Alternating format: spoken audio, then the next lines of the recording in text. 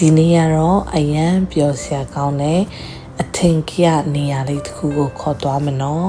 အဲ့ဒီနေရာကတော့ Houston Rodeo ပါ Houston Rodeo ကတော့တစ်နှစ်ကိုတစ်ခါကျင်းပလေးရှိပြီးတော့၃ပတ်လောက်ပြုလုပ်လေးရှိပါတယ် Houston Rodeo ကတော့အဓိကအားဖြင့်ပျော်ပွဲရှင်ပွဲကစားစရာတွေနဲ့အစားအသောက်ပေါင်းစုံနဲ့celebrity အဆိုတော်တွေအများကြီးလာပြီးတော့ဖျော်ဖြေလေးရှိပါတယ်အထူးသဖြင့်ကတော့ Texas ပြည်နယ်ရဲ့ထုံတန်းတလေးဖြစ်တဲ့မြင်းစီးပြပွဲတွေကိုကျင်းပလေးရှိတာပါတစ်ချိန်လုံးက Houston Texas မှာနေထိုင်ခဲ့တဲ့တတိတငယ်ချင်း9ယောက်ကတော့သူတို့ရဲ့ Houston မြို့လေးကို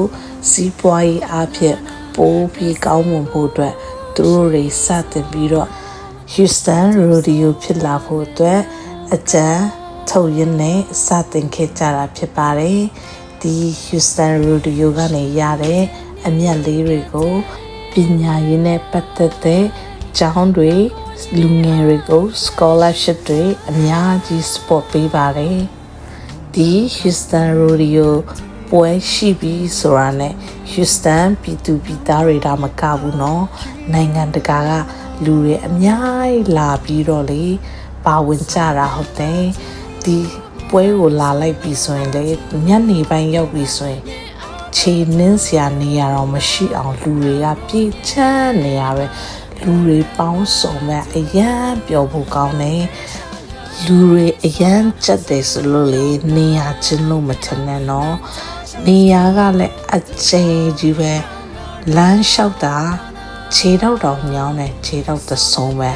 ဒါပေမဲ့မရောက်နိုင်မပြီးနိုင်တဲ့နေရာတွေအများကြီးရှိခဲ့တယ်အရန်ကျဲတာ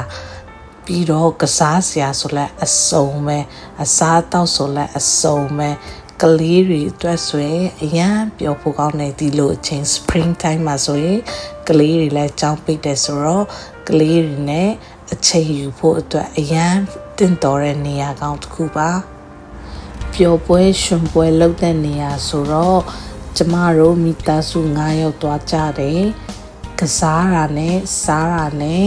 ဖကင်ဖိုးနဲ့ဆိုရင်တော့ဒေါ်လာ300ဝန်းကျင်လောက်တော့ကုန်ပါတယ်ကလေးတွေကစားတဲ့နေရာမှာသူတို့တွေအတွက် ticket ဝယ်တာက150လောက်နဲ့အစားတောက်ကတော့100လောက်ဖကင်ဖိုးကတော့30လောက်ဆိုရင်တော့300နီးတော့ကုန်တာပေါ့ဒါပေမဲ့လူတိုင်းကကိုယ်ဘတ်ဂျက်နဲ့ကိုသုံးနိုင်တာပေါ့နော်ကို short တဲ့နေရာ short တကယ်လို့ကိုပိုသုံးချင်တယ်ဆိုရင်ပို့ပြီးတော့ပျော်စရာကောင်းအောင်အသုံးချလို့ရပါတယ်အခုကလေးတွေကြိုက်ပြီးတော့စားနေတာကတော့ turkey leg ပါချက်စင်ချေတော့ပါသူကဒီ rodeo ရဲ့အထင်ကြီးအစားအသောက်တစ်ခုပေါ့နော်ဒီချက်စင်တစ်ချောင်းကိုဒေါ်လာ22ကျပ်ပေးရပါတယ်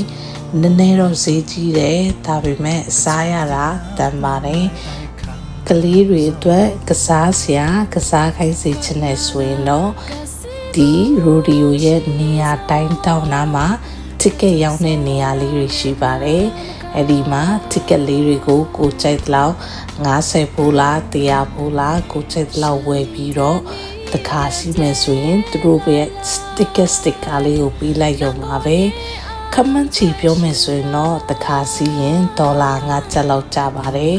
ဆိုတော့ဥပမာသမီးလေး3ယောက်ဆိုရင်တော့15ကျပ်ဝန်းကျင်လောက်ကျတာပေါ့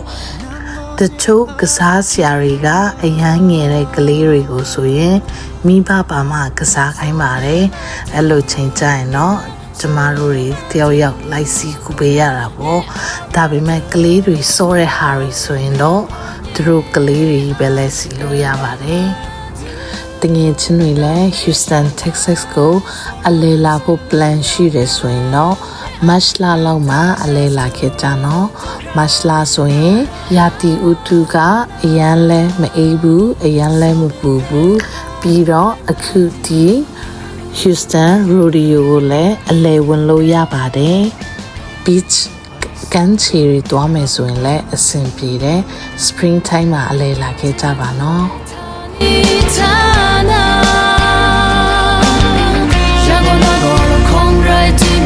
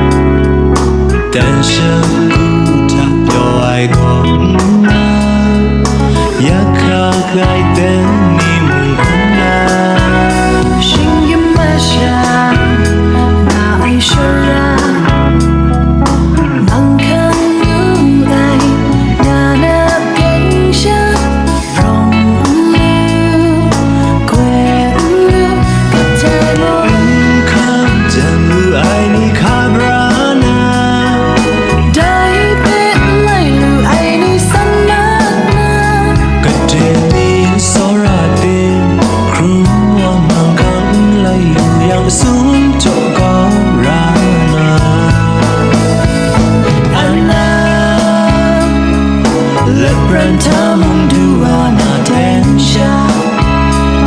Kanta lukra laidi lukra shkuka Beloimo Namu nai peso Angau loe mong green brade Kate yakuga laidi lukra shkuka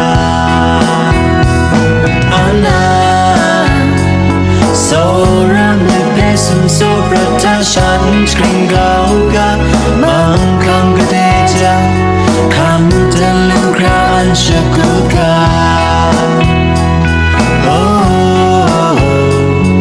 lady lukra an shakuka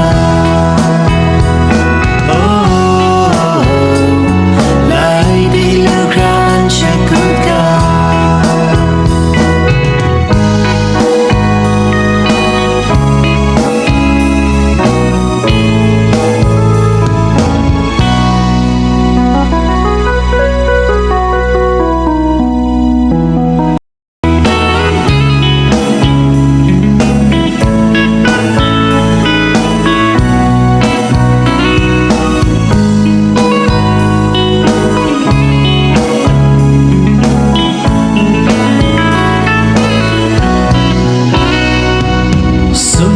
Surania Krula Dansha Kuta Yo I go